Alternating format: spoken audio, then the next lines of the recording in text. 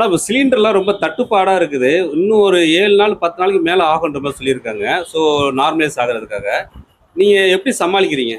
சாதாரண கீழ்த்தட்டு மக்கள், இந்த சின்ன சின்ன வியாபாரிகள், சிறு வியாபாரிகள் எல்லாம் வந்துட்டு 7 நாள் 10 நாள் எல்லாம் தாங்கிறதுக்கு ரொம்ப கஷ்டம். இப்பவே வந்துட்டு 1,50,000 ஹோட்டலு, 2,00,000 ஹோட்டல் எல்லாம் மூடிடுச்சு. சின்ன சின்ன கடைகள் எல்லாம் மூடியாச்சு. முடியல.